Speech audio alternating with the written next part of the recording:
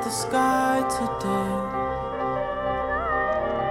Hey, I'ma dance on the clouds today and make it rain. Hey there everybody, and welcome back. So today, P3D version 3.4.9 launched, and with it came some exciting new changes that I wanted to discuss with the community today. So the three major changes that we'll be taking a look at today will first of all be virtual reality integration for both the Oculus Rift and the HTC Vive, as well as some of the new training tools specifically around airways and airspace navigation. And then last but certainly not least, the new Cinematographer Mode.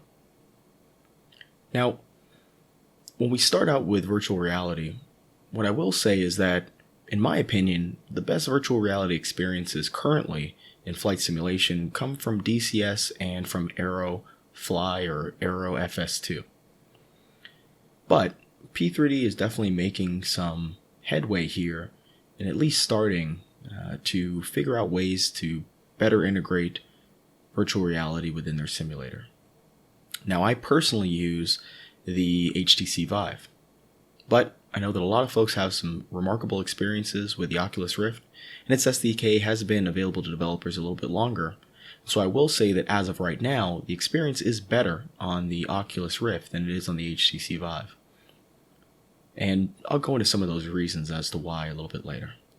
But let's go ahead and start off with taking a look at virtual reality. So we'll start up the default flight here.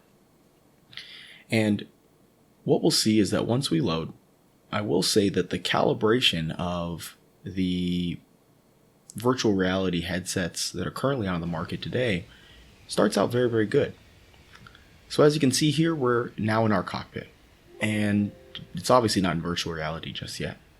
So to enable virtual reality, what we'll want to do is go on into our menu here by right-clicking, going down to virtual reality, and then you can either click on virtual reality cockpit or the virtual cockpit.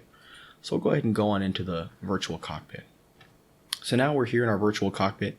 It's going to take a moment to load, and you can see now that as I move my headset around, I am in virtual reality. The field of view is actually remarkably good, and as I said, the calibration for the starting point is pretty much dead on. With some virtual reality games, when you start up, you have to calibrate where exactly your head is because it'll have you looking over here or it'll have you way outside of the screen. But so far, it seems to be working very, very well. So there's a couple of virtual reality controls that are available. And really, they're here in the menu. So if you hit the Alt key and go on over to, let's see, it is, I think it's under Views, I want to say. Move this out of the way. So let me look real quickly. Oh, VR headset. There we go. So you can recalibrate the origin. So in other words, if I were to offset my headset over here, I can then click on Recalibrate Origin, and it'll set that as my new starting point. For example, if you were to adjust your chair or something like that. Now, the reason why I say that the Oculus Rift has a better experience right now is because of this right here, which is the toggle stereo mode. So with the HTC Vive right now, it doesn't do anything. And what we're looking at is a stereoscopic mode where obviously you see the screen along with what is in the virtual reality headset being rendered in two separate screens.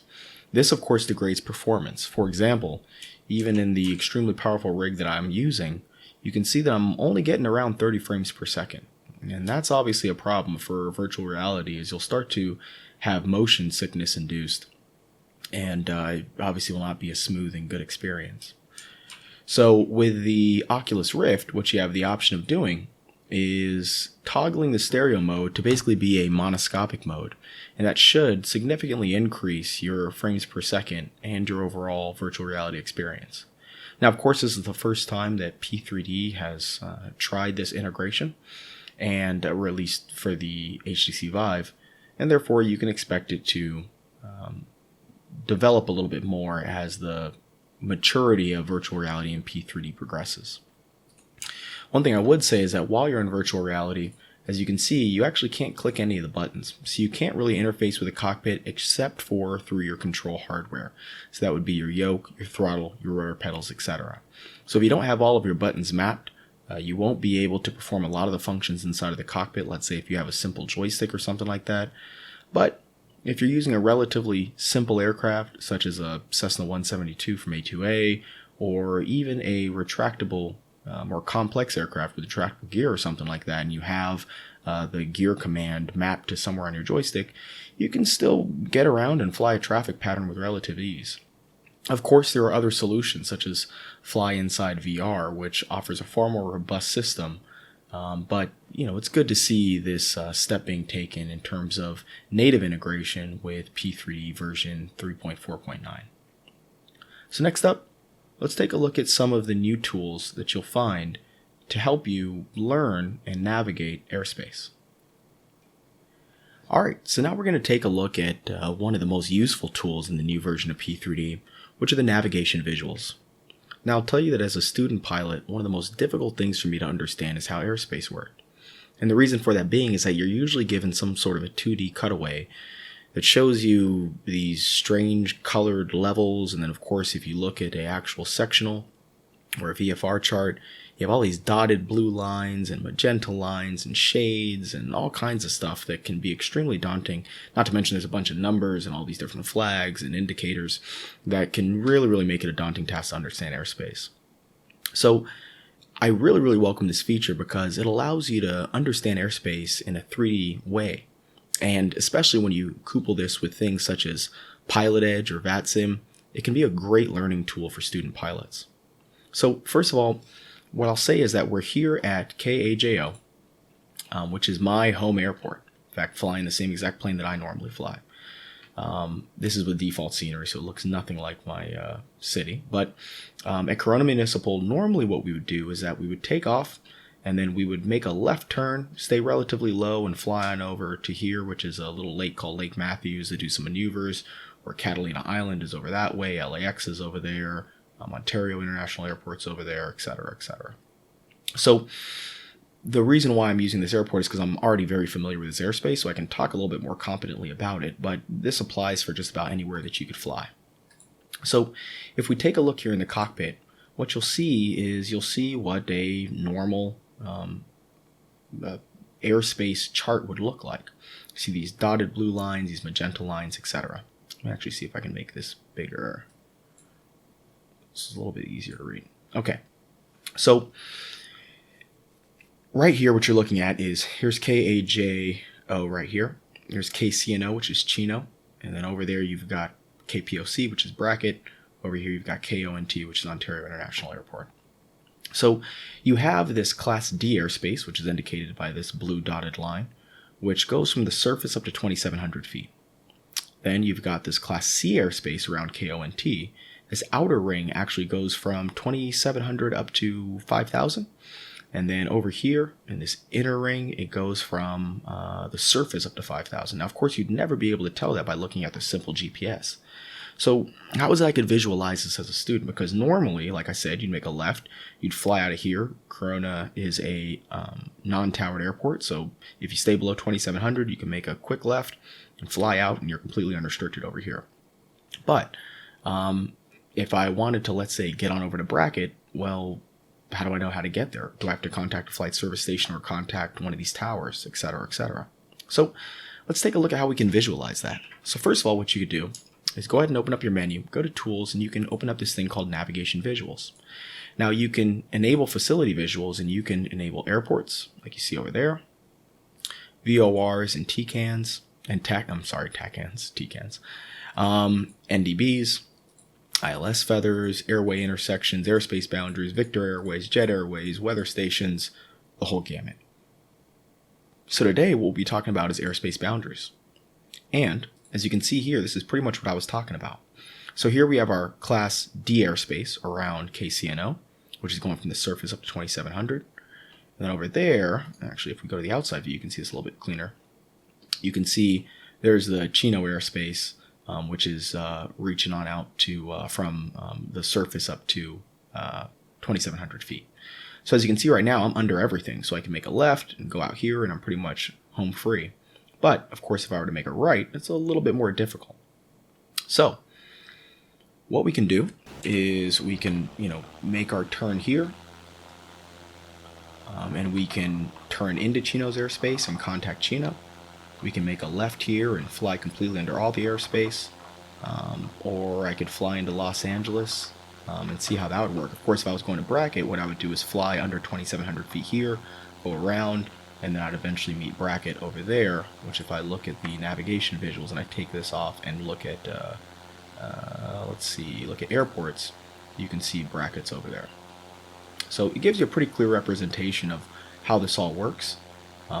And I think it's a really, really great tool, especially, like I said, for those who are new to airspace navigation, or maybe flying on Pilot Edge or flying on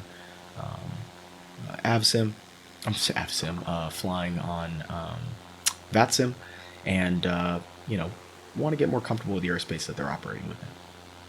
All right. So next up, let's go ahead and take a look at the Cinematographer Mode. Alright, so now we're going to take a look at Cinematographer Mode. And this mode is something that a lot of folks have been asking me on Facebook, is it an ample replacement for EZDOK? And the short answer to that is no. And that's for a number of reasons. Number one, it's nowhere near as robust. So you can't have fixed cameras, let's say, on the runway. And you also don't have the ambient effects of random aircraft motion, etc. But it is remarkably easier to use, and as a lot of folks have been expressing in P3D version 3.x, they've been having trouble with the global cameras. And so this is a great supplement to EZDOK, or a great replacement to the global camera. One thing I will say is that it is a good way of creating cinematic, I should say, views to look at things such as scenery. But once again, it doesn't quite offer the same cinematic effects as EZDOK does in such a robust way. So let's go ahead and take a look at it. So first of all, let's talk about the setup, because this is where things can get a little bit tricky. So what I would highly recommend is that you use an Xbox 360 controller. You guys have seen in some of my previous videos, I use the Xbox 360 controller quite a bit, and EZDOK doesn't play as nicely with the Xbox 360 controllers I would like. The good news is that Lockheed Martin has, just like with Avatar Mode, used the Xbox 360 controller as really the backbone of the camera motions in Cinematographer Mode. So let's take a look at the setup. Now, one thing that you'll notice about P3D version 3.4 is that the controls are a little bit different here. And the reason for that is this: raw input versus direct input. So this is really just about the way that your hardware interfaces with the SDK or with the API. And so raw input versus direct input is something that's tricky, because if you are not using Fsu Ipc, which by the way, I would highly recommend Fsu Ipc if you do want to take full advantage of this Cinematographer Mode. I really think that Fsu Ipc is almost a requirement if you want to take advantage of this. But if you're not using Fsu Ipc, one thing you'll notice is that as you look here in my controls, you don't see my SciTech yoke, you don't see my throttle, you don't see my crosswind rudder pedals. And the reason for that is because I'm in raw input mode. Now, I don't know if this is a bug right now or if this is something that's intentional, but to be able to see all your hardware, you actually have to switch over to direct input mode. Click yes here. And then if you look in the calibration window, you'll see my SciTech yoke, you'll see my crosswind rudder pedals, and then my throttle. So it's a little bit tedious there. One other quick thing that I noticed is that you can't really change your assignments here. So if I wanted to assign something to the spoiler and I try to double click, if you see it looked like a window try to open up, but it didn't quite. If I try to click new assignment and move my throttle, it doesn't work. I'm not quite sure if that's a bug right now or not. But anyways, let's go back to raw input mode. And the reason I'm in raw input mode is because I already have Fsu Ipc configured, and I'll show you guys a couple of tricks for configuring Fsu Ipc to play nicely with this. So now what I'm going to do here is I would go on over to my Xbox 360 controller, and I would simply delete any axes that are there. So any axes that you would see here, I'd recommend deleting them. The reason why is because right here in flight mode, if you go on down to Cinematographer, although you see the Xbox 360 controls here as assignments, you will also retain the controls of the Xbox 360 controller in terms of the flight control surfaces. So in other words, if I try to move up or down, my Xbox 360 controller will still try to move the elevator up or down, or the aileron left and right, while I'm trying to control the cinematographer mode. So definitely it needs some work there, but in the meantime, what I'd recommend is deleting all of your axes for your Xbox 360 controller that are not associated with the cinematographer mode, so that your life is a whole lot easier. All right, so what we'll go ahead and do now is take a quick look at Fsu Ipc. And so over here in Fsu Ipc, what you'll see here is that here under the axis assignments, if I push my yoke forward, you'll see that it is sending a direct input to the Fsu Ipc calibration for the elevator. You do not want to send it to FS as a normal axis, because once again, if you are in raw or direct mode, and if you don't have that configured correctly, it will not register in P3D. So you want to make sure that all of your regular flight controls are configured in Fsu Ipc and sent direct to Fsu Ipc for calibration. And that goes the same for your aileron, that goes the same for your rudder, your throttle, etc., etc. All right, so now that we've seen that number one, we have to make sure that we have the correct inputs in P3D. We have to have the correct configuration in Fsu Ipc, and we also want to make sure that we delete all of the assignments for our Xbox 360 controller that are not associated with cinematographer mode. Okay, so let's go ahead and jump on into cinematographer mode now. So to do that, what you want to do is hit Shift and F5, and what you'll see down here is cinematographer mode is now active. Now I'm going to go ahead and pick up my Xbox 360 controller, and the controls are relatively intuitive. So if I move left on my Xbox 360 controller, you can see the camera moves left and right as well. If I look up or if I look down, same thing. I can reset my view by pressing the left thumbstick down, and I can reset my pan by pushing down on the right thumbstick. All right. I can also go ahead and zoom in by pressing the Y key, and I can zoom out by pressing the B key. It's not very fine right now, so as you can see, I zoom in quite a bit and I zoom out quite a bit as well, but it's a good control. Now I can use the right and the left triggers to move the camera actually up and down. So this is where things get pretty cool, because I can get pretty, a little bit too close up, I can get pretty close up to my controls. Now where this really adds value is when you look on the outside of the aircraft. So what we're going to go ahead and do is switch on over to an outside view. Now you do not want to use these outside views, spot, lock spot, flyby, top down, etc. You actually want to switch to an actual aircraft view. So we'll go to the right overwing. And what that'll do now is that'll allow me to move outside of the right overwing. And I'm simply using my left and my right thumbsticks as inputs here to allow me to get a really, really great view of the aircraft.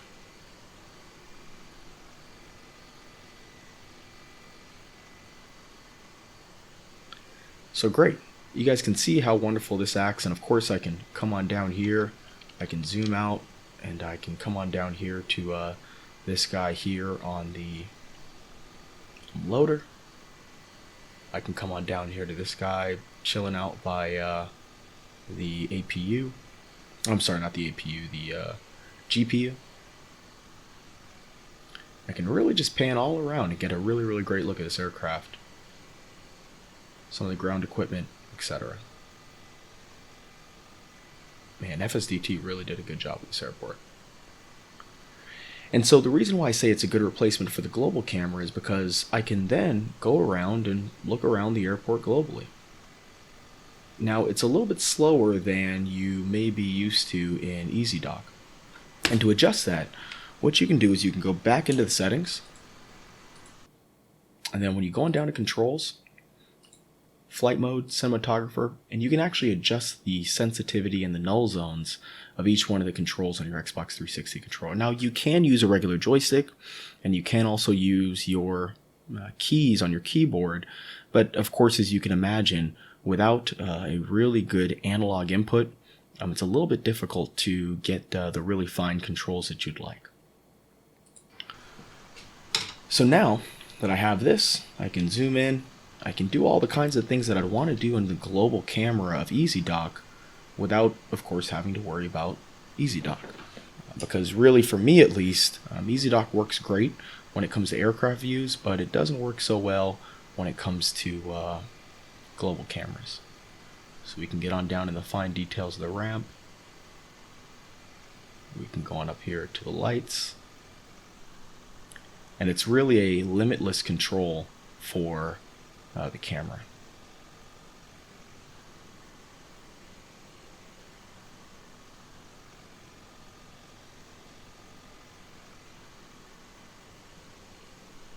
There you go. So that's Cinematographer Mode in a nutshell.